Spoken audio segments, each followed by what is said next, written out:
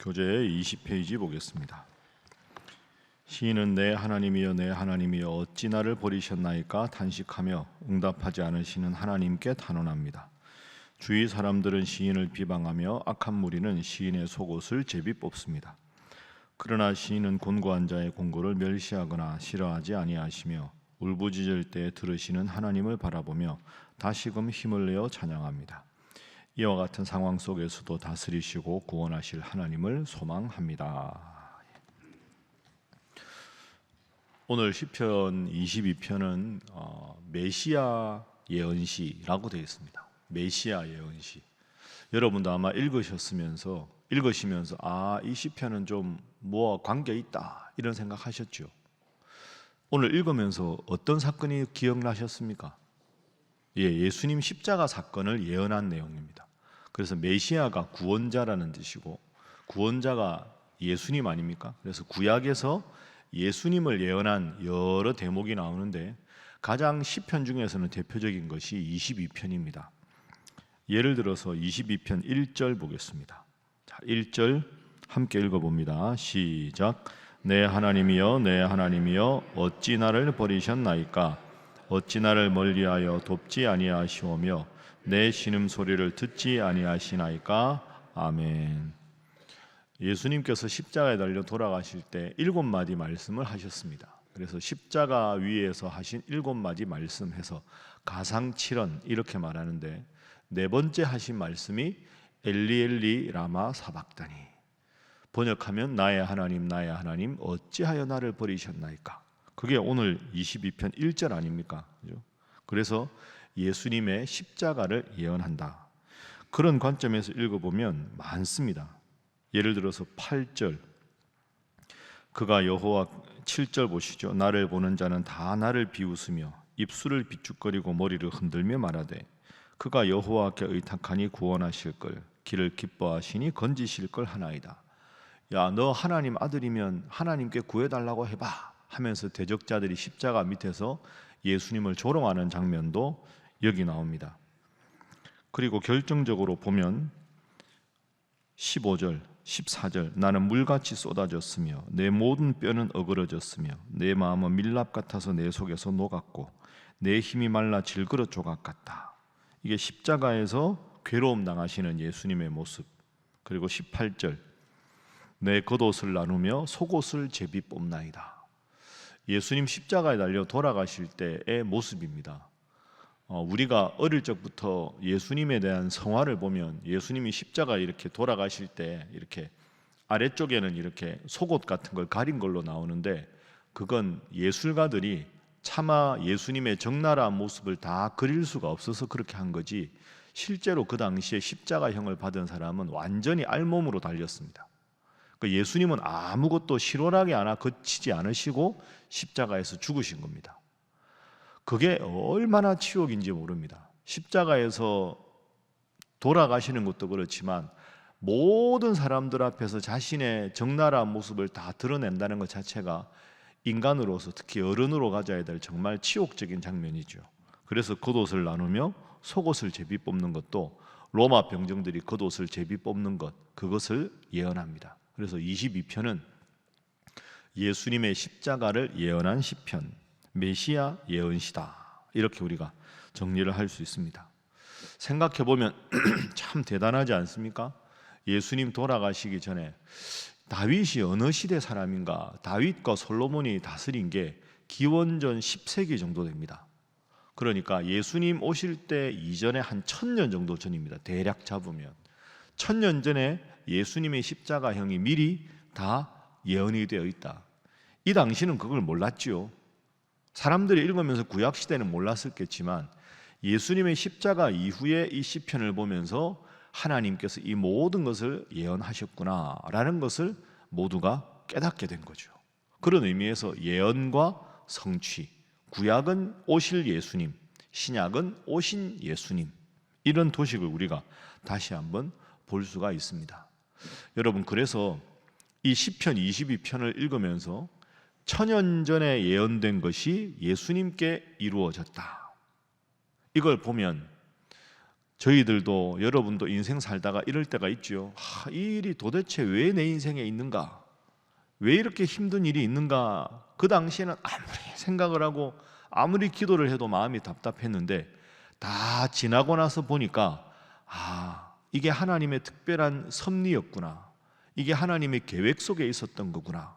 그렇게 알면서 우리가 위로를 받을 수가 있습니다.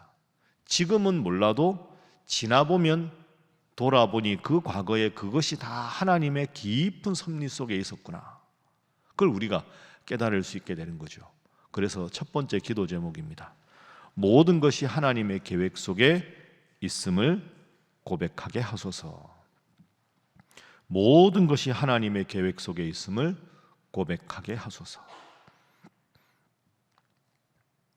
내가 기도해도 하나님이 빨리 안 들어주시는 것 같고, 하나님이 열심히 믿고 헌신하는데도 내 인생에 크고 작은 문제가 자꾸 닥치는 것 같고, 도대체 왜 이런가? 그러다 보면 시험 들 때도 있고, 마음이 아플 때도 있고, 답답할 때도 있고, 그래서 때로는 신앙생활 하다가 지치고 주저앉고 싶을 때도 있는데, 오늘 본문 보면 1000년 전에 다윗이 그걸 알고 고백을 했겠습니까? 하나님 주시는 마음을 따라 시편을 고백했는데 그 고백이 1000년 후에 이루어지는 겁니다. 여러분, 결국은 하나님께서 여러분의 인생도 여러분의 기도 제목도 다 아름다운 결과로 들어주실 줄 믿습니다.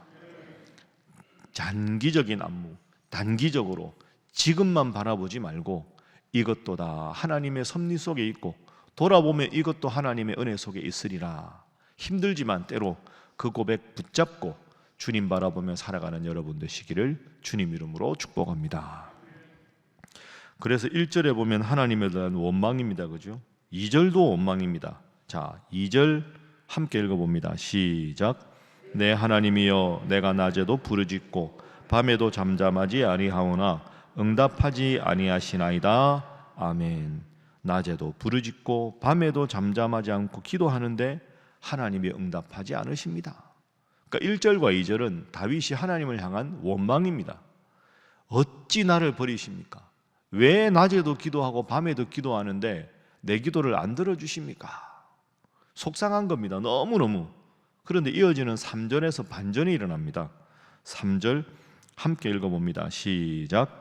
이스라엘의 찬송 중에 계시는 주여, 주는 거룩하시니이다. 아멘. 1절, 2절은 분명히 하나님께 대한 원망이지요. 그런데 3절에서 주는 거룩하시니이다. 따라합니다. 주는 거룩하시니이다. 거룩하다라는 말이 히브리어로 카도시라는 말인데요, 히브리어로 거룩하다라는 말의 원래 뜻은 구별되다, 이런 뜻입니다. 그러니까 지금 다윗의 고백을 생각해 보면 본문의 구체적인 정황은 없지만 다윗이 지금 큰 어려움에 빠진 겁니다. 낮에도 기도하고 밤에도 기도하고, 기도해도 도저히 하나님이 안 들어주시고, 나의 하나님 어찌 나를 버리십니까? 어찌 내 기도를 안 들어주십니까? 너무너무 속이 상한 겁니다.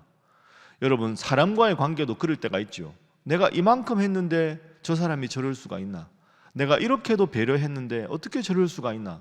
내가 이렇게까지 헌신을 다했는데 어찌 저럴 수가 있나? 그럴 때 속이 상하잖아요. 마음이 아프고 상처도 되고, 내가 헌신한 게 있는데 왜 저럴까? 여러분, 사람은 늘 말씀드리지만 믿음의 대상이 아닙니다. 그런데 3절에서 난데없이 그렇게 원망하다가 다윗이 주님은 거룩하십니다 라고 고백합니다. 거룩은 구별되다 라는 뜻이죠.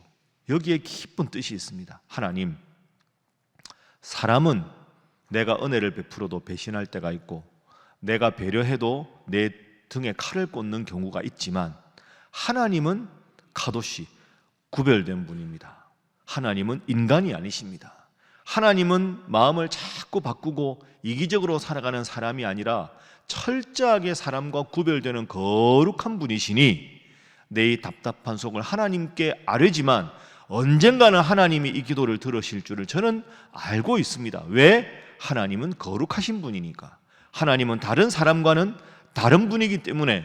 하나님 제 마음 아시죠? 제가 이렇게 마음이 힘들어서 하나님 앞에 원망하지만 저는 하나님을 떠날 마음이 추호도 없습니다. 하나님은 거룩하신 분이기 때문입니다. 그러면서 하나님 앞에 기도하는 겁니다. 여러분, 앞으로 시편을 쭉 읽을 때 이 점을 꼭 기억하십시오. 시편에 보면 찬양시가 많이 있습니다. 하나님을 찬양하는 시. 그건 우리도 찬양할 수 있잖아요. 그런데 찬양시만큼 많은 게 탄원시입니다. 탄원시는 뭐냐? 억울한 심정, 원망하는 심정, 하나님 왜 내 기도 안 들어주십니까? 하나님 어찌 아기를 그냥 두고 보십니까?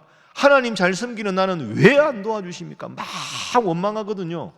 그거 다 탄원시입니다. 그게 압도적으로 숫자가 많습니다. 수십 편입니다.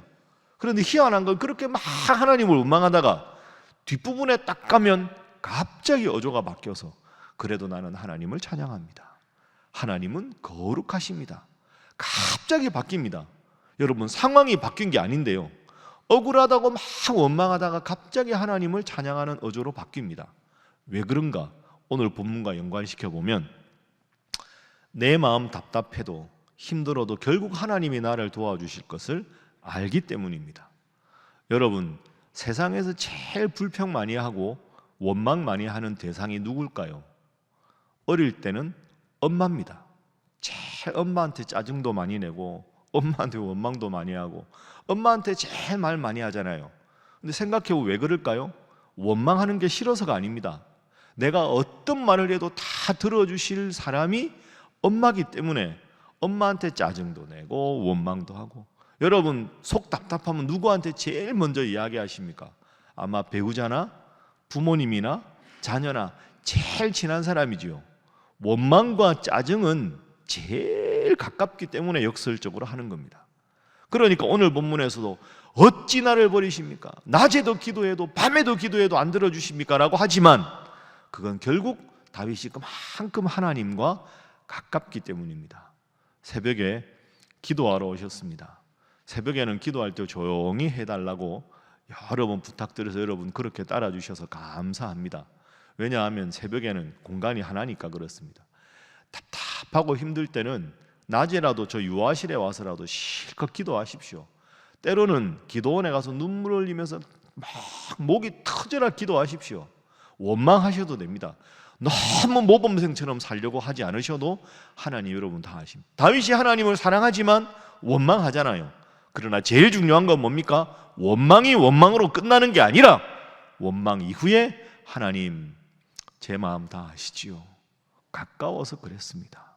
하나님은 나를 사랑하십니다. 이 마음 변치 않으면 하나님 여러분 기도를 반드시 들으시고 좋은 날을 주실 줄로 믿습니다. 자, 그래서 뒷부분에 쭉 볼까요? 12절부터 보십시오. 11절부터 나를 멀리하지 마옵소서. 환난이 가까우나 도울 자가 없습니다. 많은 황소가 나를 에워싸고 바산의 힘센 소들이 나를 둘러쌌습니다. 그 입을 벌림이 찢으며 부르짖는 사자 같습니다. 나는 물같이 쏟아졌고 내 모든 뼈가 어그러졌습니다. 내 힘이 말라 질그러 조각 같습니다. 왜 하나님 저를 그냥 두십니까? 그렇게 막 원망하다가 저 뒤에 가보십시오. 24절 함께 읽어봅니다. 시작. 그는 곤고한 자의 곤고를 멸시하거나 싫어하지 아니하시며 그의 얼굴을 그에게서 숨기지 아니하시고 그가 울부짖을 때 들으셨도다. 아멘. 따라합니다. 그가 울부짖을 때 들으셨도다. 여러분 믿습니까? 막 원망하다가 어조가 확 바뀌지요. 그가 들으신다. 25절 큰 회중 가운데서 내가 찬송을 할 것입니다. 하나님께서 도우셨다고 찬송할 것입니다. 26절 겸손한 자는 먹고 배부를 것이며 여호와를 찾는 자는 그를 찬송할 것이다. 너희 마음은 영원히 살지어다. 땅의 모든 끝이 여호와를 기억하고 돌아오며 모든 나라의 모든 족속이 주의 앞에 예배하리니 나라는 여호와의 것이요 여호와는 모든 나라의 주제심이로다. 아멘. 아주 기쁜 어조로 바뀝니다. 여러분 답답하고 힘들어도 열심히 기도하면 하나님께서 가장 좋은 때 가장 좋은 것으로 갚아주실 줄로 믿습니다. 두 번째 기도 제목입니다. 결국 좋은 것을 주시는 하나님을 신뢰하게 하소서 하는 것입니다. 결국 좋은 것을 주시는 하나님을 신뢰하게 하소서. 하나님은 내 기도를 반드시 들으신다. 반드시 들어주실 것이다. 자, 오늘 본문 말씀 이제 정리를 해볼까요? 십자가 이야기를 예언한 것, 천년 전에 예언한 것이 오늘의 시편이다. 어찌하여 나를 버리십니까? 여러분, 그런데 제일 중요한 사건은 뭡니까? 십자가는 완성이 아닙니다. 십자가는 부활로 완성이 되는 겁니다. 십자가는 모진 고난이라면 부활은 영광의 아름다운 기쁨의 모습 아닙니까? 우리의 삶이 십자가 같을지라도 십자가 끝이 아니라 부활이다. 오늘 그렇게 단식하면서도 하나님께서 나를 배부르게 하실 것이다 라고 고백한 하나님 생각하면서 항상 기도하고 낭망치 말고 간절히 하나님께 구해서 여러분의 인생이 지금 모진 십자가와 같을지라도 끝내 부활할 주님, 부활하신 주님을 믿고 부활의 소망을 품고 간절히 기도해서 여러분의 눈에서 슬픔의 눈물이 아니라 기쁨과 감격의 눈물로 바꾸어 주실 때까지 기도하는 모든 분들 되시기를 주님 이름으로 축복합니다. 기도하겠습니다. 하나님, 저희가 진심으로 다윗을 본받기를 원합니다. 인생의 그 극적인 사건 속에서 사울 때문에 도망도 가고 아들에게 배신도 당하고 왕이 되었으나 7년 6개월 동안 헤브론에서 남유다의 왕으로만 그쳤던 여러 인생의 굴곡 속에서도 주옥 같은 시편을 짓고 결국에는 하나님을 찬양하며 하나님께 영광을 돌렸던 다윗, 그래서 하나님께서 이스라엘에 가장 위대하게 들어주셨던 다윗처럼 하나님, 우리도 간절히 기도하는데 하나님 들어주시지 않아서 때로는 지치고 힘들 때가 있습니다. 오늘 본문 말씀 생각하며 결국은 기쁨의 눈물을 주실 하나님 믿고 소망을 주님께 품고 더 열심히 간절하게 기도하는 저희들 되게 하여 주시옵소서. 함께 기도합니다. 주여 믿습니다. 주여 믿습니다. 주여 믿습니다.